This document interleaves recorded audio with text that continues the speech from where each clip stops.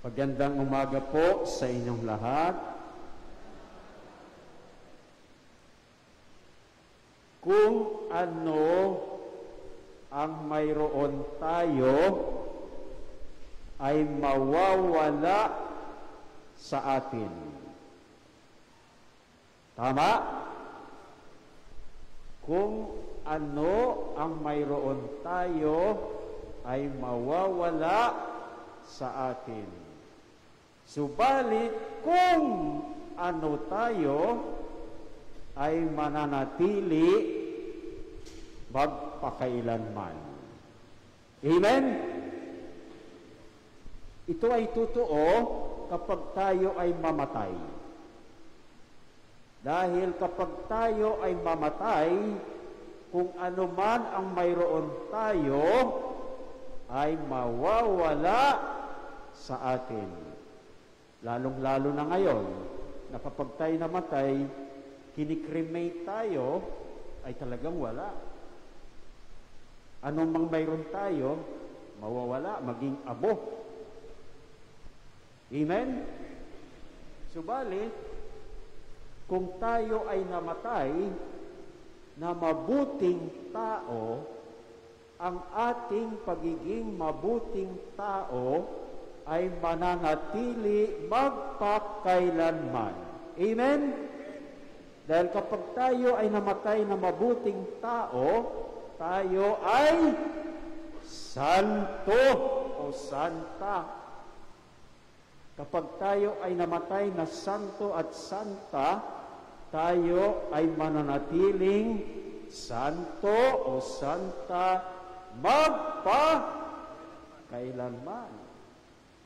Subalit, kung tayo namatay na mga demonyo, ay tayong magiging demonyo magpakailanman. Maliwanag? Amen ba? Ngayon, kung i-apply natin ito sa Diyos, masasabi na ang Diyos ay hindi masasabi na mayroong pag-ibig. Dahil ang pag-ibig ay hindi mawawala sa Diyos. Kundi siya, ang Diyos ay ang pag-ibig, dahil siya ay pag-ibig magpakailanman. Pero hindi totoo ito sa ating mga tao, no? Dahil hindi naman tayo mayroong pag-ibig na nananatili sa atin magpakailanman. Paminsan may pag-ibig tayo, paminsan walang pag-ibig. Kaya hindi masasabi na tayo ay pag-ibig, kundi tayo ay pwede lang may pag-ibig. Kaya sinasabi na ang Diyos ay pag-ibig, hindi lang basta may pag-ibig. So ngayon, ating ipinagdiriwang ang dakilang kapistahan ng Santissima Trinidad, ang banal na tatlo, na sa Diyos ay may tatlong persona. O saan natin natunghayan ito? Sa Ebanghelyo. Dahil sinabi ng ating Panginoon, binyagan ninyo, gawin ninyo ang alagad, ang buong mundo, at binyagan sila sa ngalan ng Ama, Anak, at Espiritu Santo. Ngayon, kung ang Diyos ay pag-ibig, nangangahulugan na ang bawat persona ng Diyos ay pag-ibig. Kaya masasabi natin na ang Diyos Ama ay pag-ibig, ang Diyos Anak ay, ang Diyos Espiritu Santo ay pag-ibig. So ito ay isa sa mga aral na nais iparating sa atin ngayon ng mga pagbasa ngayong dakilang kapistahan ng Santissima Trinidad. Una, ang Diyos Ama ay pag-ibig. O sa aling pagbasa natin ito matutunghayan?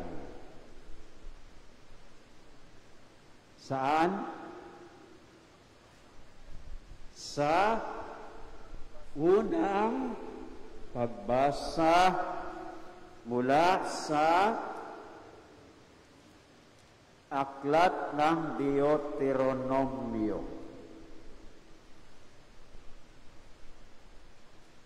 Kanino ipinakita ng Diyos Ama na siya ay pag-ibig? Kanino? Sa bayang Israel, sa mga Israelita. At paano niya ipinakita na siya ay Diyos? Ay siya ang Diyos, paano ipinakita ng Diyos Ama na siya ay pag-ibig? Ayon sa Ebanghelyo, sa unang pagbasa, sa pamamagitan ng paggawa ng lahat para sa ikabubuti ng mga Israelita. Sinasabi dito sa unang pagbasa, sinong Diyos ang naglabas ng isang buong lahi mula sa isang bansa upang maging Kanya sa pamamagitan ng pakikipagsubukan ng kapangyarihan, pakikipagsubukan ng kababalaghan, pakikipagsubukan ng digmaan, at makapangyarihang mga gawa tulad ng ginawa ng Panginoon sa Ehipto. Kaya dito nakita natin na ginawa ng Panginoon ang lahat para sa ikabubuti ng mga Israelita. Yan ang isang paraan na ipinakita ng Diyos Ama na siya ay pag-ibig. So ganun din tayo, pinakikita natin ang pag-ibig kapag ginagawa natin ang lahat para sa ikabubuti ng iba. Ikalawa, ang Diyos Anak ay pag-ibig. O, sa alin namang pagbasa natin ito matutunghayan? Sa aling pagbasa?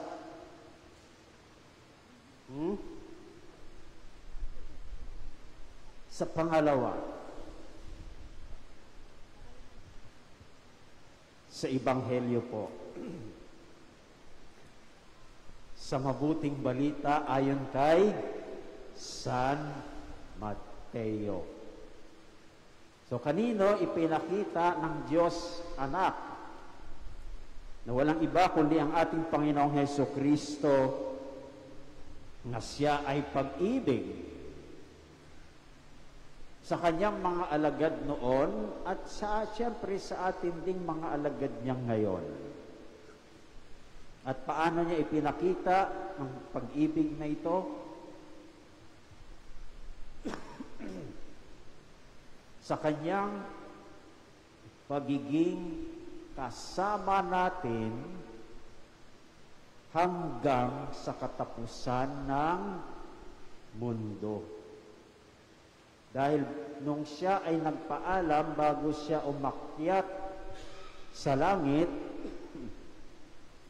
anong sinabi ng ating Panginoon sa kanyang mga alagad? Tandaan ninyo, ako ay laging kasama ninyo hanggang sa katapusan ng sanlibutan.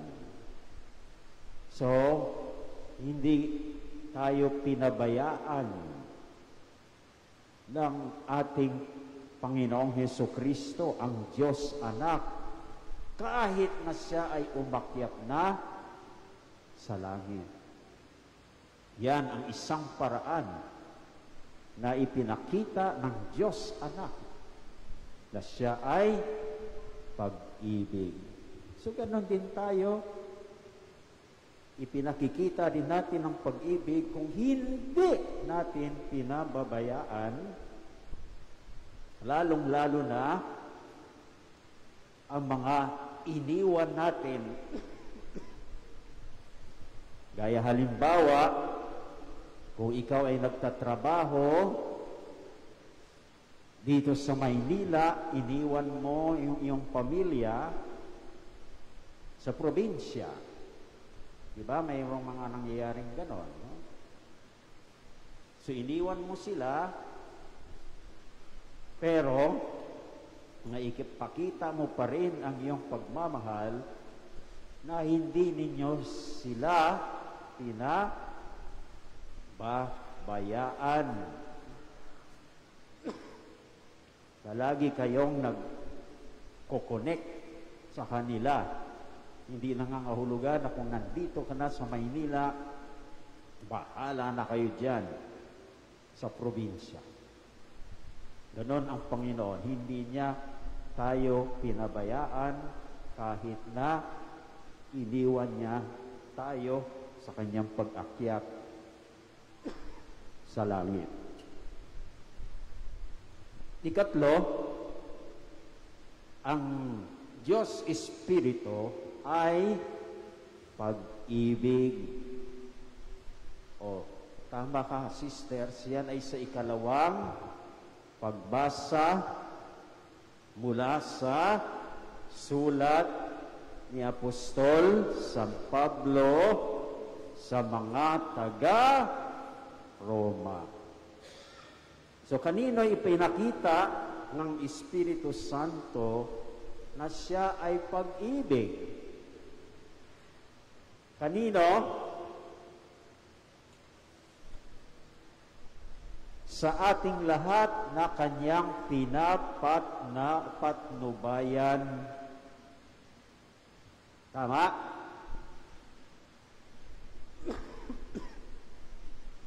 At paano niya ipinakita na sa kanyang pagpapatnubay sa atin, siya nga ay pag-ibig. Sa kanyang pagpapatnubay sa atin, tayo ay naging mga anak ng Diyos. Kita nyo? Pinatnubayan tayo ng Espiritu. Sabi diyan sa ikalawang pagbasa, tayo ay naging anak ng Diyos. Kung tayo ay naging anak ng Diyos o mga anak ng Diyos, yan ay dahil sa patnubay ng Espiritu Santo. At dahil tayo naging mga anak ng Diyos, mayroon tayong karapatang tawagin ang Diyos na Ama.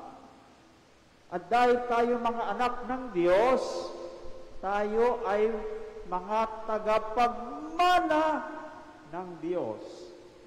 Hindi na tayo alipin. Tayo ay mga tagapagmana ng Diyos. At tagapagmana ng Diyos kasama ni Kristo. So, ang mga biyayang ito na ipinagkaloob sa atin ng Espiritu Santo ay kanyang ginawa para masiguro ang ating magandang kinabukasan. Sa langit, magpakailanman. Amen? Di ba? Tayo ay anak ng Diyos, tagapagmana, siyempre sigurado nang maganda nating kinabukasan. So, gano'n din tayo nagpapakita ng pag-ibig kapag sinisiguro rin natin ang magandang kinabukasan ng iba. So kung ang Diyos ay pag-ibig, ang banal na Santatlo ay pag-ibig, inaasahan din sa atin na sumasampalataya sa kanila na tayo rin ay may pag-ibig. So paano makikita na tayo may pag-ibig? Una, kung tulad ng Diyos Ama, ginagawa natin ang lahat para sa ikabubuti ng iba. Ikalawa, tulad ng Diyos Anak, hindi natin pinababayaan ang mga iniwan natin. Lagi rin natin silang inaalaala, hindi lang inaalaala, kundi lagi natin silang makasama. At tulad ng Espiritu Santo, sinisiguro natin na magkakaroon ng magandang kinabukasan ang iba. Kaya mga kapatid, ang tanong sa bawat isa sa atin, una, ginagawa ba natin ang lahat para sa ikabubuti ng iba? Anong sagot natin? Amen? Naku, walang sagot eh. Amen? Kalawa, hindi natin pinababayaan ang ating mga iniwan. Amen? At sinisiguro ba natin ang magandang kinabukasan ng iba? Amen ba? Kaya kung ang ating sagot doon sa tatlong tanong ay puro amen, yan ay nangangahulugan na tayo ay may pag-ibig. At masasabi na buhay sa atin ang banal na Santatlo, buhay na buhay sa atin ang Diyos Ama, Anak, at Espiritu Santo. Amen po ba?